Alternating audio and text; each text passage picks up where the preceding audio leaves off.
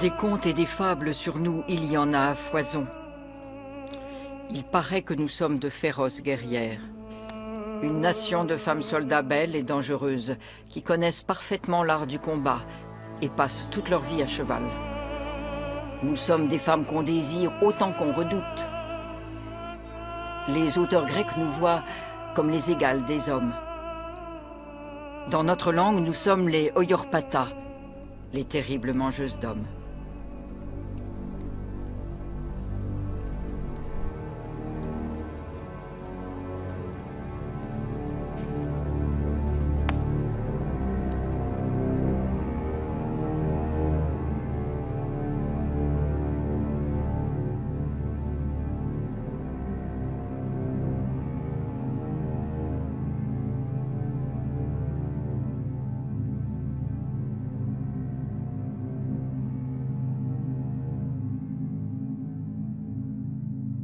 Il existe de nombreux exemples de guerrières dans l'histoire. Ce sont généralement des combattantes solitaires, des femmes d'exception, comme Jeanne d'Arc. Mais les Grecs de l'Antiquité parlent d'un peuple entier de femmes soldats, organisées en une société matriarcale, qu'ils appellent les Amazones. Ces femmes combattent aux côtés des Troyens, et Achille s'éprend de leur reine, Penthésile, au moment où il la terrasse sur le champ de bataille.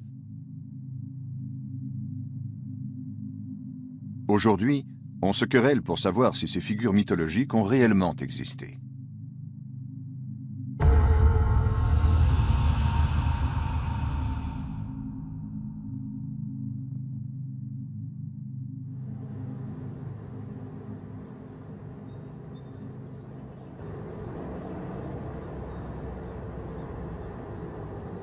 Renate Rolle enseigne l'archéologie à l'université de Hambourg. Elle est à l'origine du regain d'intérêt pour les Amazones dans les années 1980.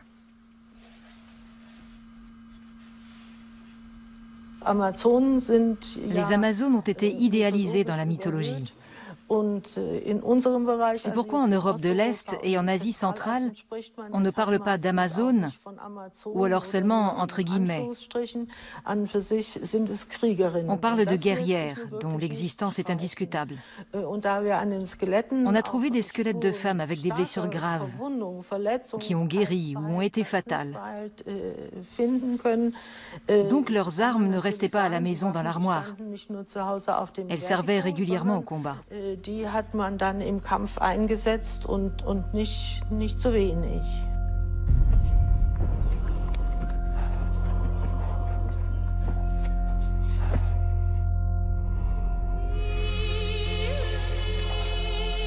Les Amazones continuent de susciter des fantasmes. Certains frémissent d'horreur à l'idée d'une société de guerrières dont seraient exclus les hommes, une société régie par les femmes. Mais d'autres se prennent à rêver.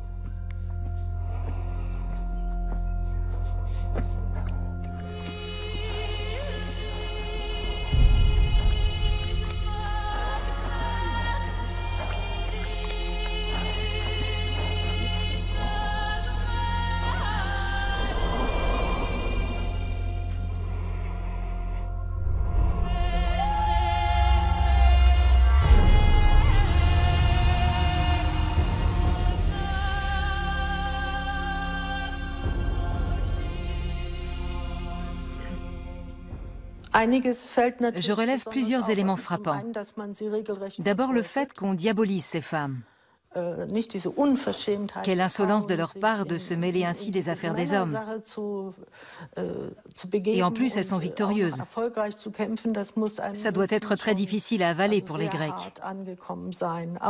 Par ailleurs, on les décrit en général comme des femmes d'une grande beauté.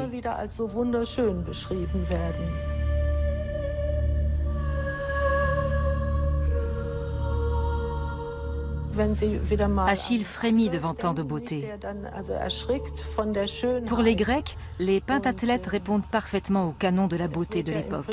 Le pentathlon antique est une épreuve sportive extrême qui donne des corps minces et musclés. Aujourd'hui, on voit ce type de corps chez les cavalières d'endurance ou les pentathlètes modernes qui correspondent tout à fait au modèle antique de la beauté. Den Fünfkämpferinnen. Und das entspricht ja durchaus diesem antiken Vorbild.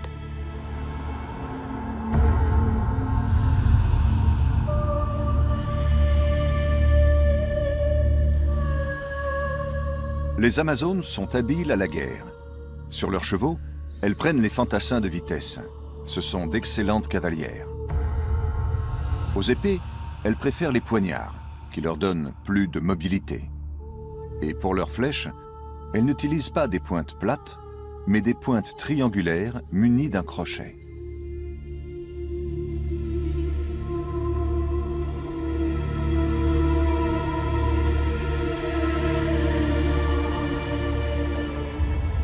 Aujourd'hui, on ne sait toujours pas si les guerrières d'autrefois étaient de simples soldats ou si elles formaient une société matriarcale dans laquelle elles détenaient le pouvoir. Certains reprochent à Renate Rolle et aux autres tenants de la seconde hypothèse de faire preuve de trop d'imagination en regard des données disponibles.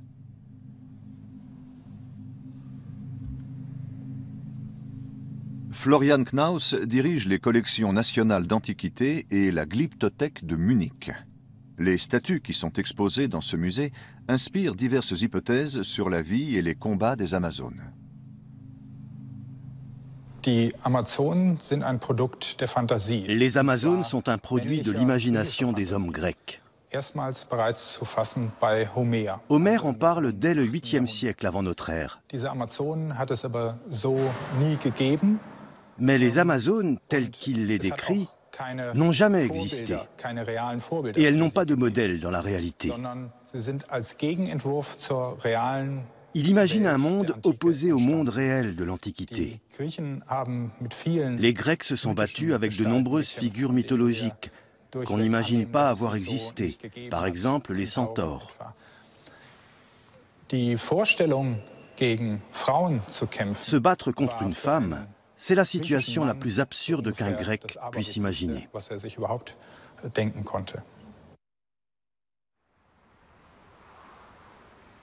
Hérodote situe le royaume des Amazones dans les lointaines plaines qui bordent la mer Noire, dans le sud de l'actuelle Ukraine. Des fouilles archéologiques ont confirmé de nombreux faits qu'il mentionne dans ses fameuses histoires.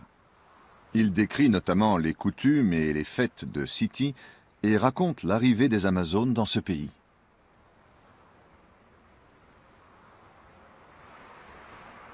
Les méthodes modernes d'exploration archéologique vont-elles permettre de trancher la question de l'existence des Amazones?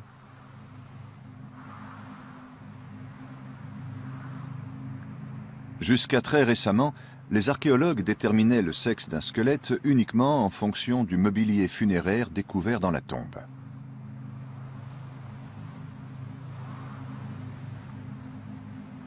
Ils ne prenaient pas l'avis d'autres spécialistes. Pourtant, d'autres méthodes existent depuis le XIXe siècle. Ja, ich hatte meine Dissertation in Deutschland ja geschrieben. Quand j'ai rédigé ma thèse sur les rites et l'architecture funéraire, j'ai trouvé de nombreuses sépultures de femmes dans les catalogues.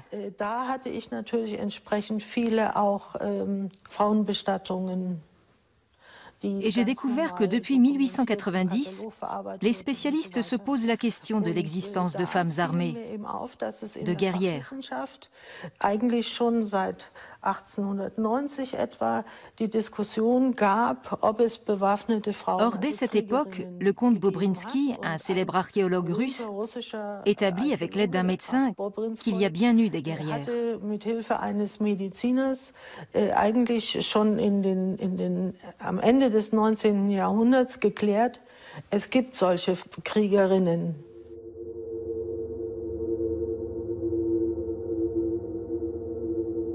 Mais pour étayer la thèse de l'existence de guerrières en Europe de l'Est, il faut disposer de données fiables sur l'emplacement des ossements et le mobilier funéraire découvert dans les tombes. Or, de nombreuses sépultures n'ont pas été examinées selon les principes de l'archéologie moderne.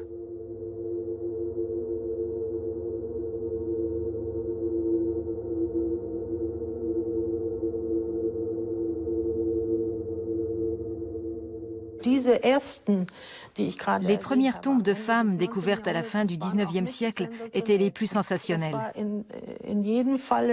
On y constatait des différences avec les sépultures d'hommes. Mais comme dans les tombes d'hommes, il y avait des armes dans ces tombes de femmes. Des épées, des lances, des pointes, etc.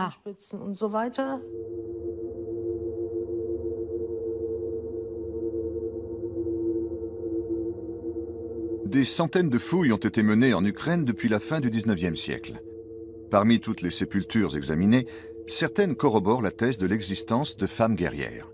Elles ne correspondent pas à ce que connaissaient les archéologues en Europe jusque-là.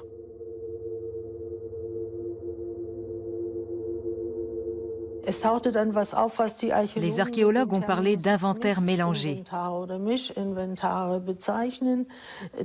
On considère qu'une tombe contenant des bijoux est une tombe de femme et qu'une tombe contenant des armes est une tombe d'homme. Mais c'est une conception erronée, bien sûr.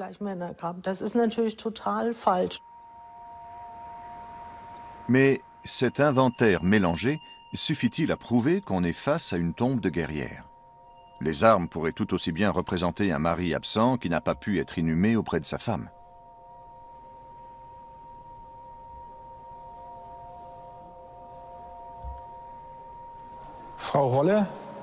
Selon Renate Rolle, les descriptions des Amazones datant du 5e siècle avant notre ère sont des descriptions réalistes de guerrières.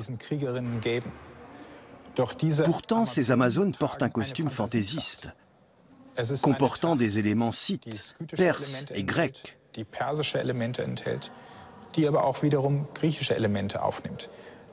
Autrement dit, elles se battent avec un équipement orientaliste qu'aucun adversaire des Grecs n'a jamais porté tel quel.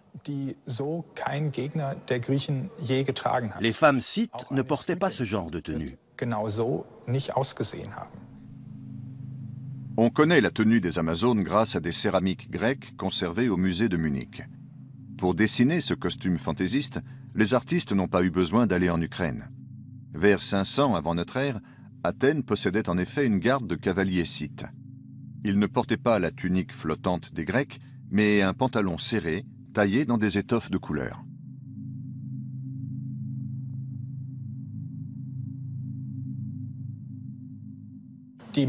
La plupart des représentations d'Amazones arrivées jusqu'à nous figurent sur des céramiques grecques, en particulier attiques. Ces céramiques étaient utilisées au quotidien, notamment lors des symposiums, des banquets. Ces banquets rassemblent des hommes de qualité qui boivent du vin à même ces céramiques ou qui s'en servent comme cruches. Elles sont ornées de scènes généralement mythologiques destinées à inspirer les conversations. Et quel meilleur sujet de conversation qu'une fable passionnante?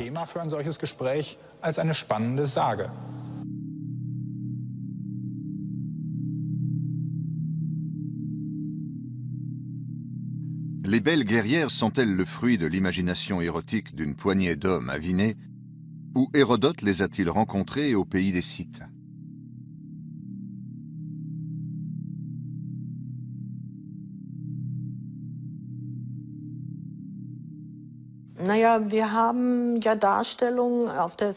Les représentations qu'on voit sur les céramiques grecques rouges et noires montrent des Amazones qui portent des vêtements d'hommes. Apparemment, les Grecs ont rencontré des Scythes en Grèce même.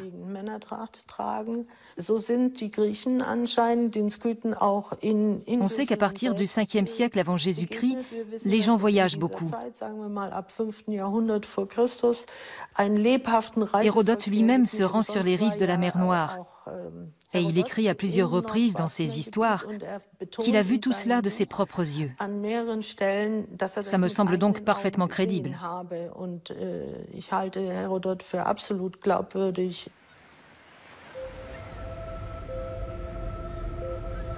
Lorsque les Grecs eurent combattu les Amazones et qu'ils eurent remporté la victoire sur les bords du Thermodon, on raconte qu'ils emmenèrent avec eux, dans 3 vaisseaux, toutes celles qu'ils avaient pu faire prisonnières.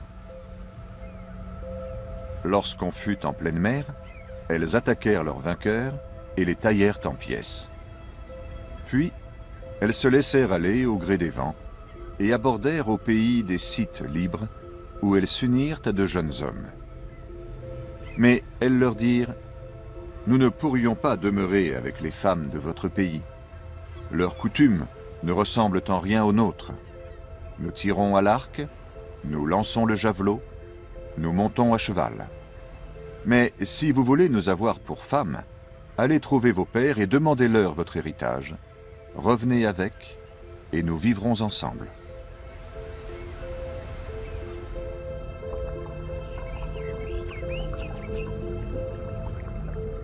La société scythe n'est pas organisée comme la société grecque. Les Scythes sont des éleveurs nomades qui se déplacent de pâturage en pâturage. Dans ce type de société, une inversion de la répartition classique des rôles entre hommes et femmes n'est pas impossible. Les femmes nomades ont sans doute plus de liberté que les femmes sédentaires, et on pourrait imaginer que l'une d'elles dirige le peuple.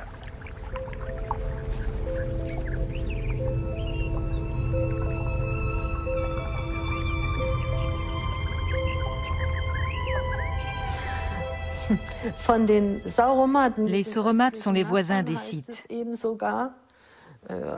D'après la légende, les femmes Sauromates se coupent un sein, ou plutôt elles le brûlent. Et les vierges doivent rapporter un crâne d'homme, voire 3, pour pouvoir se marier. Hérodote précise avec malice que certaines femmes Sauromates meurent vieilles filles, faute d'avoir pu remplir cette obligation. On a l'impression d'y être.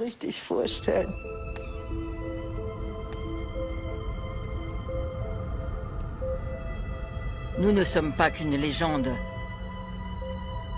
Nous risquons notre vie sans hésiter pour nous protéger et aussi éviter qu'on prenne notre cheptel. Nous chassons, nous nous occupons de tout, des enfants comme des bêtes. Nous conduisons les troupes. Nous sommes expertes dans l'art de manier toutes les armes, le poignard et l'épée, mais également la hache, la lance et surtout l'arc. Nous combattons seuls ou aux côtés des hommes. Nos ennemis, ils nous admirent et nous craignent. Nous sommes une chose et son contraire. Von den Sauromaten heißt es in den Schriftquellen, dass sie besonders amazonenfreundlich gewesen wären und dass die ersten. D'après les textes, les Sauromates ont accordé l'hospitalité aux Amazones. Les premières Amazones sont nées de l'union d'éphèbes scythes et de belles guerrières, qui ont fondé ensemble leur propre communauté parmi les Sauromates.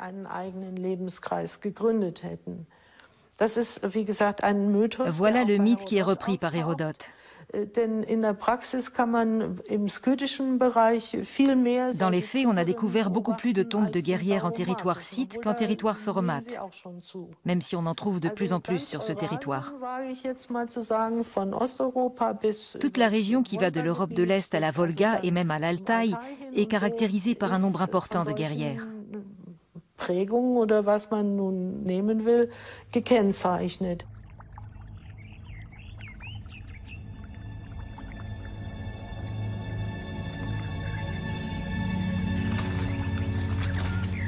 Dans les campagnes, où l'on ne bénéficie pas de la même protection qu'en ville, les femmes doivent être capables de se défendre et de protéger leurs troupeaux.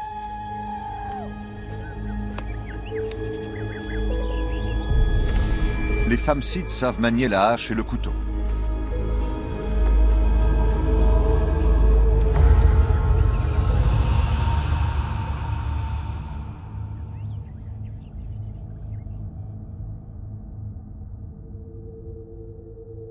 À Tchertomlik, en Ukraine, un roi scythe a été enseveli sous un kurgan, un tumulus. Les pilleurs de tombes n'ont pris que l'or. Mais les premières fouilles n'ont pas été menées avec suffisamment de soin. Aussi a-t-on rouvert un chantier à la fin des années 1980. Des crânes de chevaux ont été découverts autour du tumulus. D'après Hérodote, des cavaliers morts, fixés sur leur monture morte également, ont été placés en sentinelle autour du kurgan.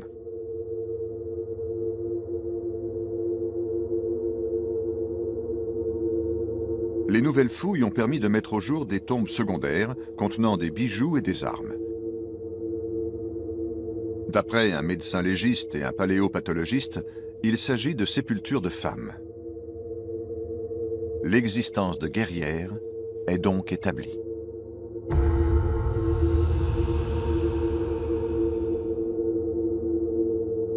Mais quel était l'équipement de ces femmes soldats?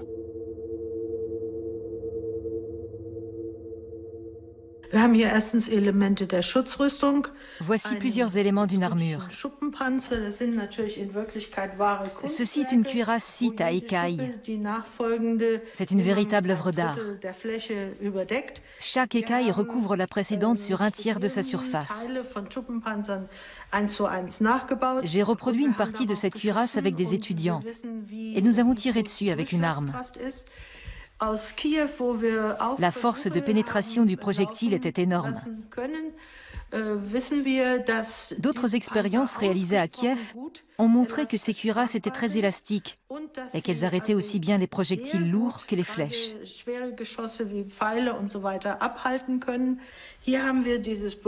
Ce pectoral vient du site de la Tolstaïa Mogila, à Ordzhonikidze. C'est une copie. L'original ne peut plus quitter l'Ukraine. C'est un trésor national qui pèse près de 2 kilos. Il montre des scènes de la vie quotidienne des Scythes et de la vie dans l'au-delà. C'est une représentation du monde d'en bas et du monde d'en haut, séparés par ces bandes ornementales.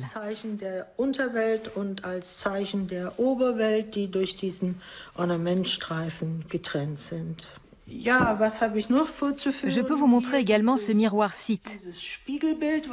On trouve des miroirs dans des sépultures d'hommes, mais c'est plus fréquent dans des sépultures de femmes.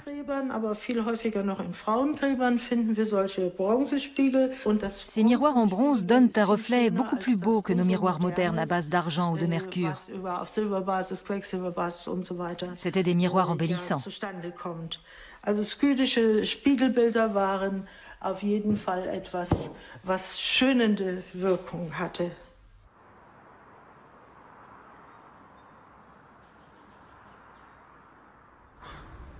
À la faculté de médecine de Göttingen, le professeur Michael Schulz examine les ossements de Czertomlik avec un équipement de pointe. Il a participé aux fouilles qui réunissaient des spécialistes de plusieurs disciplines, comme c'est l'usage maintenant.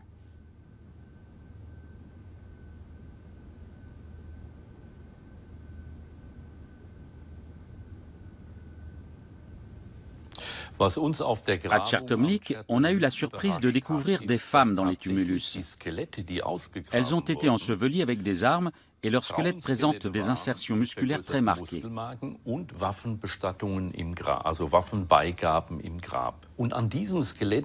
Comment examine-t-on ces squelettes et comment établit-on l'âge et le sexe du défunt? Eh bien, on étudie la constitution et les insertions musculaires. Si elles sont très marquées, cela signifie qu'il y a eu une sollicitation excessive des muscles, qui peut correspondre à l'utilisation répétée d'une arme, par exemple, ou à une activité de cavalier.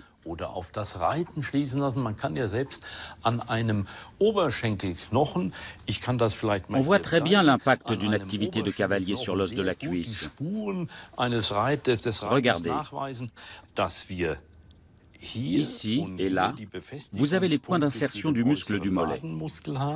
En principe, les cavaliers ont à cet endroit une bosse. Mais dans notre exemple, c'est tout plat. Il y a un deuxième élément. C'est le point d'insertion du grand abducteur qui tire la jambe.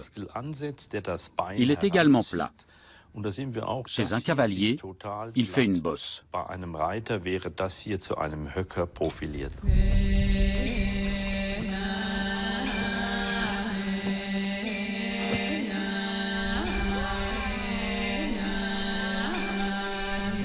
L'examen d'un crâne peut-il aussi fournir des indications sur l'arme qui a donné la mort? Ce crâne présente deux marques très distinctes de coups portés avec une lame.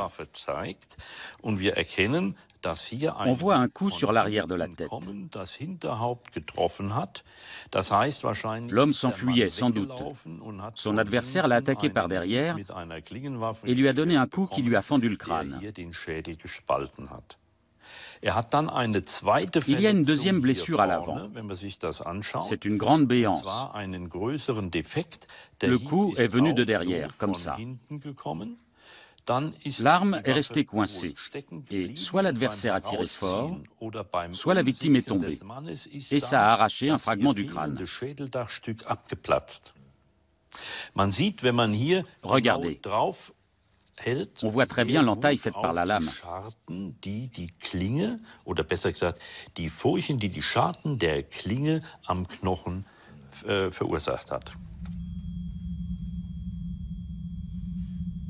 L'examen des squelettes fournit de nombreuses informations sur la vie des défunts. Michael Schultz peut même trouver des traces de maladies.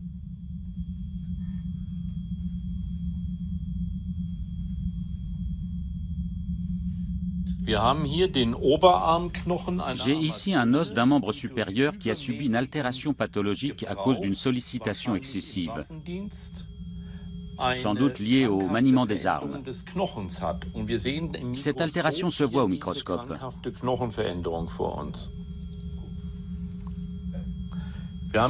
J'examine une lame mince d'un os provenant du bras d'une Amazone découverte à Akallara en Sibérie. L'os a subi des contraintes excessives du vivant de la personne. C'est invisible avec un éclairage normal, mais avec une lumière polarisée, on voit que les ostéones sont altérés. Les ostéones sont ces unités de base de l'os, de forme cylindrique qu'on voit ici. On le voit encore mieux quand on met un compensateur, un filtre rouge de premier ordre.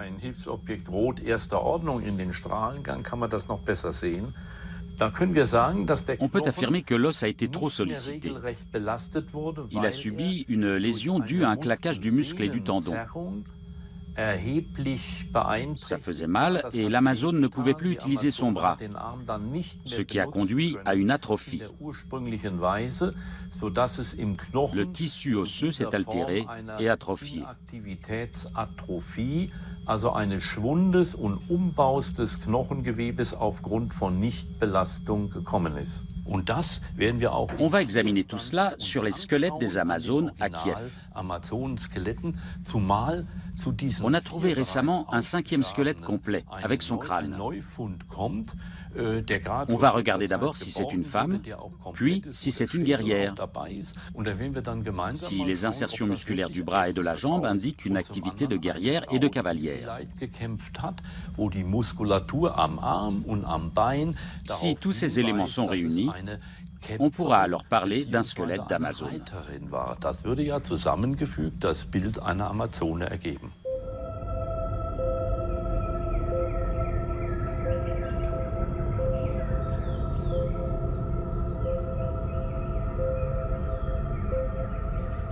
Comment étaient formées les Amazones?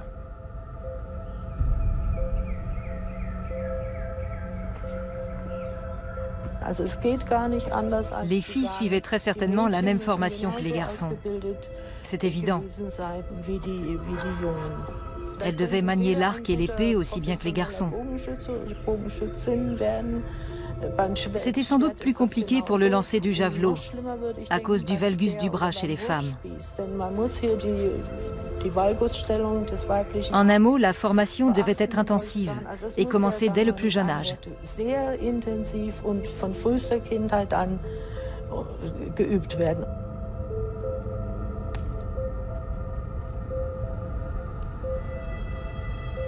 À quoi ressemblait la vie quotidienne des guerrières de Siti?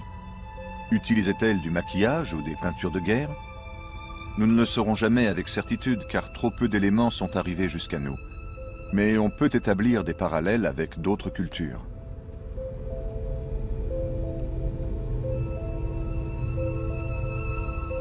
En Sibérie, par exemple, vivaient aussi des guerrières nomades. Or, on a retrouvé des corps conservés dans le permafrost et certains avaient la peau tatouée. On peut donc imaginer que les guerrières de Sibérie étaient elles aussi tatouées.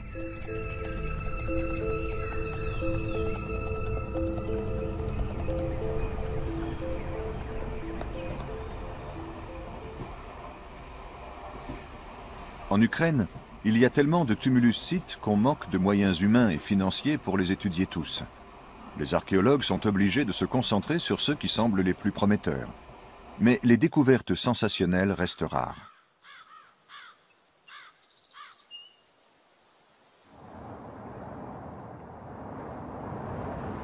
Michael Schultz vient à Kiev avec un rêve, établir l'existence des Amazones. Les vestiges découverts dans les tumulus scythes sont tous conservés à l'Académie des sciences de Kiev. Cette coiffe de femme provient du kurgan de Chertomlik. Tous ces ornements sont en or massif. Ils ont été réalisés avec les outils rudimentaires de l'époque.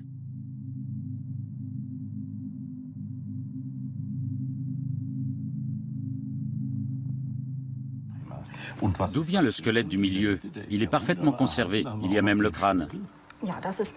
C'est un nouveau squelette qui provient du chantier Mi-84. Qui se trouve où? Près de Saporochier. C'est une Amazone. Si on regarde le front, on voit qu'ici, entre les sourcils, sur ce qu'on appelle la glabelle, c'est plat. Or, chez l'homme, c'est bombé. Pareil pour l'arcade sourcilière, qui est plate et non bombée, comme chez l'homme. Ce qui est intéressant, c'est qu'on a les deux bosses frontales assez développées, alors que chez l'homme, c'est plat. Le front part directement vers l'arrière sans faire de bosse. Donc, on peut dire que ce front vertical est une caractéristique féminine en rapport avec les autres caractères que je viens de décrire.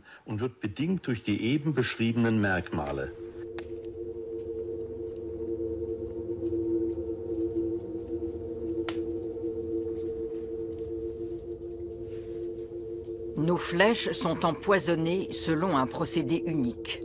Nous versons un peu de notre sang dans un pot que nous enfouissons. Assez vite, il se met à pourrir. Nous ajoutons alors des vipères en putréfaction. Ce mélange se distille lentement dans la plaie. Nos ennemis meurent longtemps après avoir été blessés par nos flèches. Sauf lorsque le venin du serpent agit tout de suite. Les Scythes ont développé l'art de la guerre et utilisent des armes sophistiquées.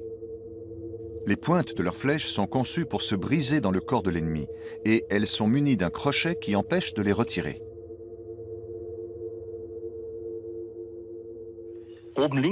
En haut, à gauche, on a les restes d'un arc réflexe. C'est une arme redoutée utilisée par les cavaliers scythes. On a aussi des pointes de lance très bien conservées, ainsi que des armes de combat et un poignard posé entre les deux miroirs.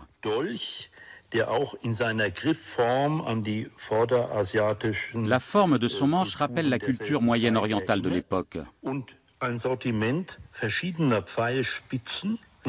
On a aussi un assortiment de diverses pointes de flèches. Les bords étaient aiguisés comme des couteaux et pouvaient transpercer une cotte de maille.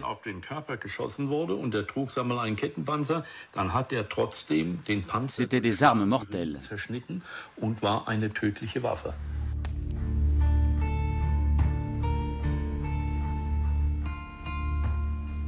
Les Amazones avaient-elles des rites particuliers? Renate Rolle ose une hypothèse. Les sœurs de sang, c'est une petite hypothèse personnelle. C'est une pure spéculation. Mais on connaît bien le principe des frères de sang chez les hommes. Ça a été abondamment décrit et ça pourrait très bien exister aussi chez les femmes. Je ne vois pas pourquoi les Amazones n'auraient pas pratiqué des rites qui existaient chez les guerriers. Mais évidemment, je ne peux pas le prouver. Simplement, ça me semble très probable. Les textes, notamment ceux du pseudo-Hippocrate et d'autres auteurs comparables, mentionne régulièrement l'importance des frères de sang. Sans ces liens, on n'allait pas loin à l'époque. Les guerriers devaient être liés par un réseau de fraternité de sang.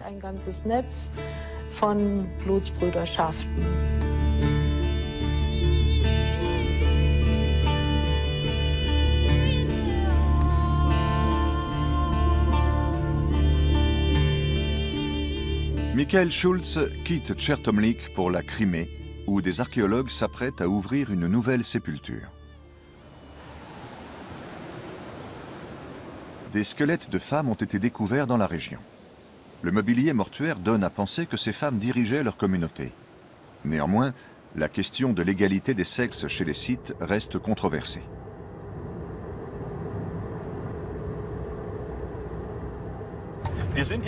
Nous nous rendons sur le chantier de fouilles de Denis Grechko, un collègue d'Olexandra Kozak de l'Académie des sciences de Kiev. On suit la Jeep devant nous en direction de 2 kurgans scythes. On pense que ces tumulus sont inviolés et qu'ils renferment des dépouilles d'Amazones. C'est du moins ce qu'on espère. Mais pour l'instant, rien n'est sûr.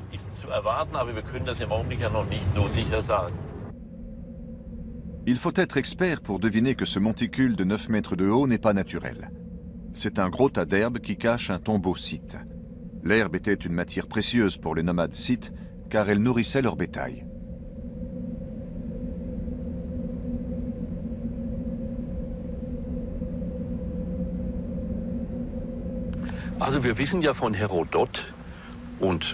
Hérodote parle des kurgans. On les a appelés les pyramides des steppes. C'est vrai que ces grandes pyramides de terre sont bien visibles dans ce paysage ultra plat. Hérodote rapporte une histoire épouvantable. Il écrit que les grands tombeaux, autrement dit les kurgans des rois scythes, sont entourés de cavaliers fantômes. Les Scythes tuaient des jeunes guerriers et leurs montures et les embaumaient pour qu'ils défendent le tombeau avec leurs armes.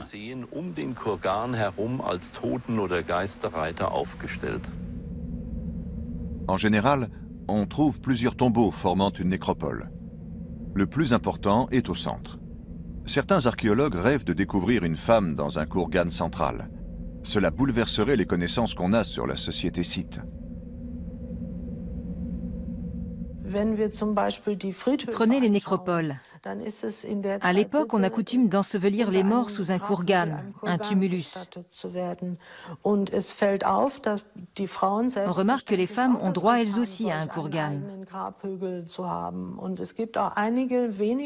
Dans quelques rares cas, on a trouvé 2 femmes armées dans un cimetière de kurgan. Pour faire la part entre mythe et réalité, une équipe d'archéologues mène des fouilles sur la côte méridionale de l'Ukraine où Hérodote est venu.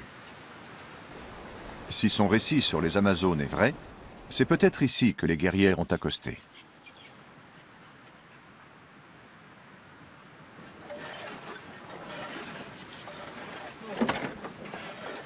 Ici, des archéologues fouillent les vestiges d'une colonie scythe. Ils espèrent recueillir des informations sur la vie quotidienne de cette société antique. Mais le chantier est harassant. Il fait très chaud et l'équipe est obligée de camper sur place.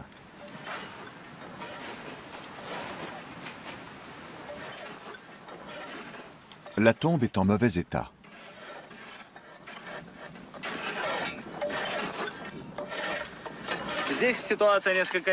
Plus tard, les Scythes ont exhumé tous les os et ont fait leurs propres inhumations. C'est pour ça qu'on a trouvé plusieurs dizaines d'ossements barbares.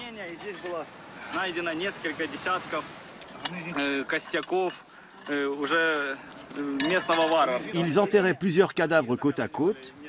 À l'enterrement suivant, ils poussaient les vieux ossements sous le mur et mettaient la nouvelle dépouille à la place. Des destructions postérieures compliquent la tâche des archéologues.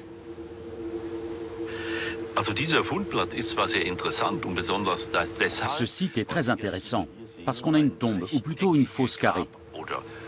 Mais il est très abîmé. La tombe a sûrement été pillée dans l'Antiquité, mais aussi plus tard. Et puis, nous sommes au milieu d'une région agricole avec de grands champs.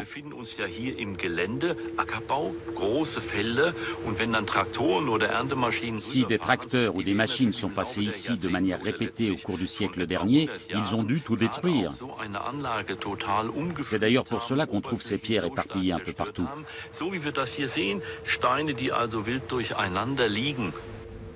Rares sont les tombes intactes. Il y a toujours eu des pilleurs, de l'Antiquité à nos jours. Les Scythes cherchaient déjà à les induire en erreur en érigeant des tombeaux factices au centre de leur cimetière. Les tombeaux importants se retrouvaient alors à la périphérie.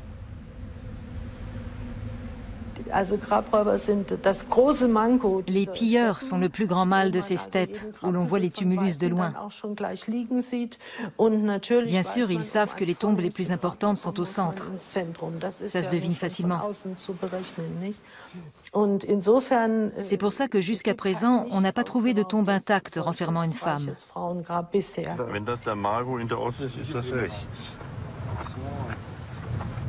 Les archéologues ont fait quelques maigres découvertes.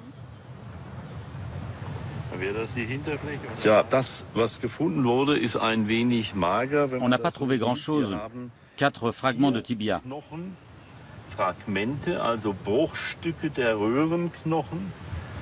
On ne voit pas de traces d'ostéoporose, en tout cas à première vue.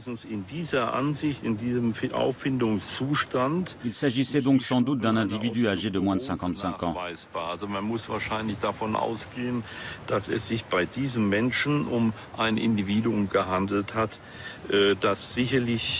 On a aussi trouvé des bouts de céramique et des fragments d'ossements d'animaux. Ce qui tendrait à confirmer les écrits d'Hérodote qui racontent que les Scythes festoyaient sur les tombes de leurs morts, qu'ils y mangeaient et qu'ils y buvaient.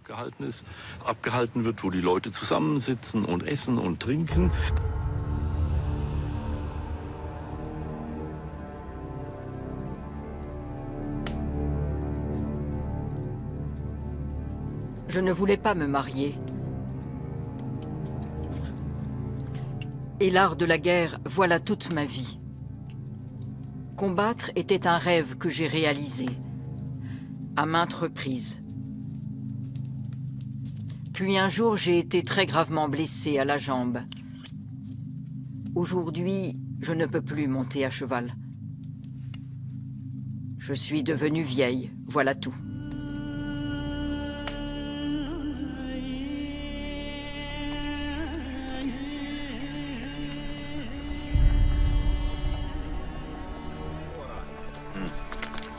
Of the 4th, 3rd centuries BC. Les tombes découvertes jusqu'à présent renferment plus de guerriers que de guerrières, et on n'a encore jamais trouvé de femmes dans un tombeau central. Voilà qui contredit la thèse d'une société d'Amazones défendue par Renate Rolle.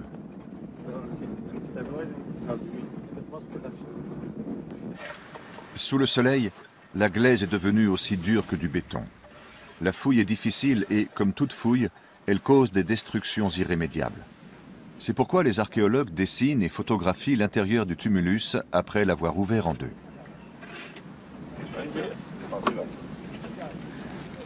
Le kurgan est recouvert de lourdes pierres. Les archéologues les retirent en veillant à ne rien détruire, puis ils sortent leurs truelles et leurs pinceaux.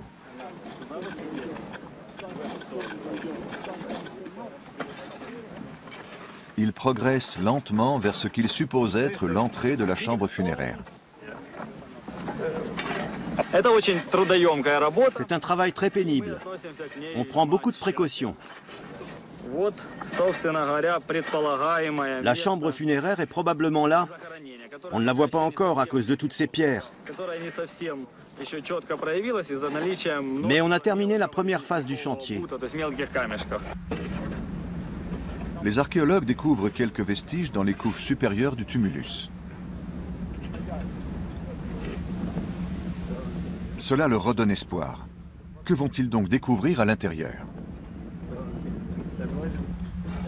Pour le savoir, les archéologues devront encore attendre. Les pierres sont trop lourdes. Il va falloir acheminer par la route un équipement spécial.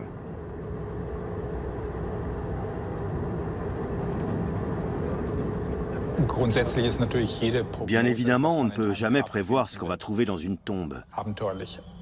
C'est de la pure spéculation. Au mieux, on trouvera une femme scythe portant des armes. Mais cela ne suffira pas à établir l'existence des Amazones antiques. Je ne conteste pas que des femmes scythes aient participé à la chasse et même à la guerre.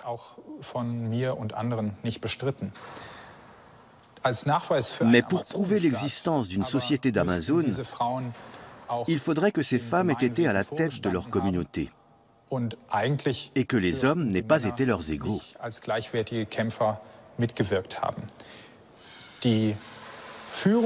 Les unités de cavalerie scythe étaient commandées par des cavaliers lourdement armés.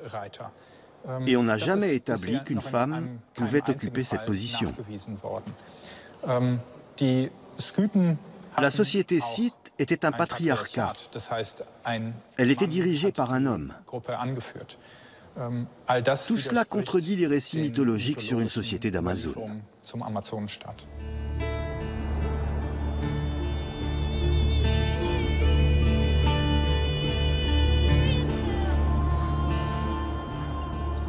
Quelques semaines plus tard, nous sommes de retour à Kiev. Les fouilles de Denis Grechko ne sont pas terminées, mais certaines pièces ont déjà été envoyées à l'Académie des sciences pour être nettoyées et classées.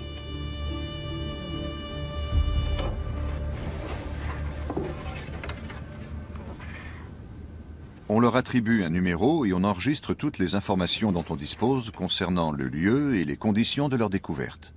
La moindre pièce est soigneusement archivée pour les générations futures.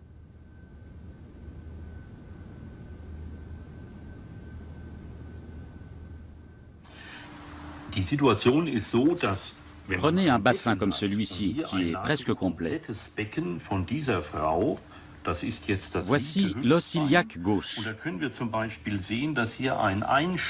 On voit une fente qui est presque à angle droit. Chez l'homme, l'angle est oblique. On peut le fermer avec un pouce. Ici, ce n'est pas possible. Donc, il s'agit d'une femme.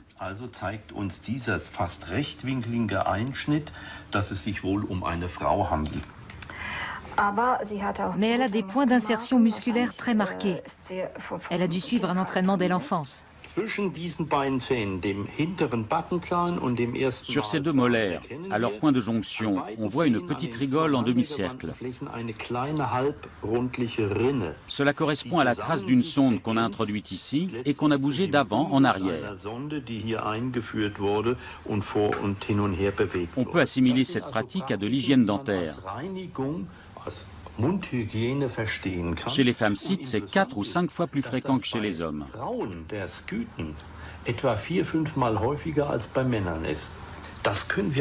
On voit aussi autre chose sur ces squelettes de scythes ou d'Amazones. Regardez. Il y a une coloration et une structure qui correspondent à de la rouille. C'est la trace d'une épée en fer. On peut affirmer que cette femme a été enterrée avec une épée. Des armes dans la tombe et des points d'insertion très marqués sur des muscles qui pouvaient être sollicités pour le maniement des armes nous amènent à conclure qu'il s'agissait peut-être d'une guerrière.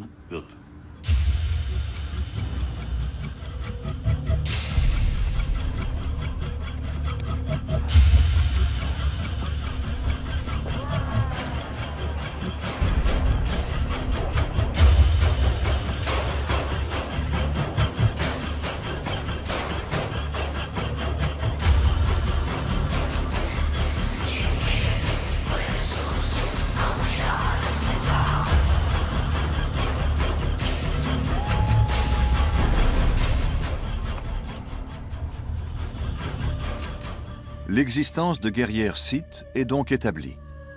Mais ces guerrières, sont-elles les Amazones dont parlent les mythes ?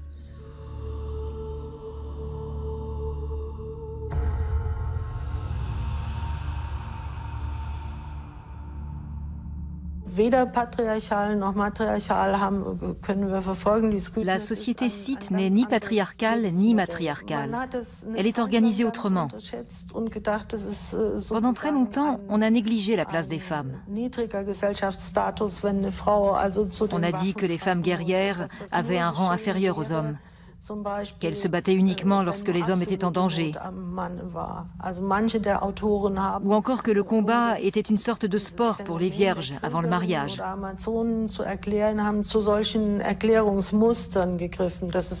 Mais c'est contredit par la découverte de femmes âgées qui ont été inhumées avec leurs armes et qui s'en étaient servies manifestement peu avant leur mort.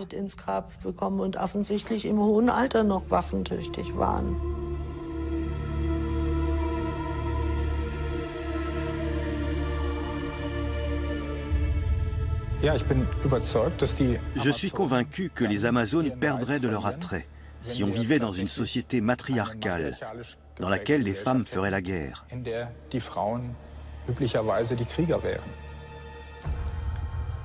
Lors de la Seconde Guerre mondiale, des centaines de milliers de femmes ont combattu au sein de l'armée rouge.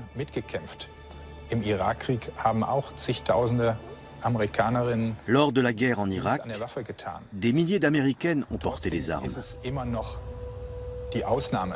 Mais des femmes sur un champ de bataille restent l'exception. Si cela devenait banal, les Amazones n'auraient plus rien de remarquable et on n'inventerait plus d'histoires passionnantes sur elles.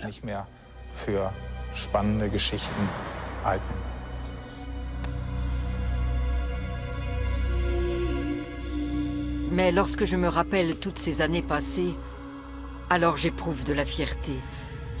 Devant les victoires remportées, devant toute cette bravoure, devant cette nation de femmes d'exception.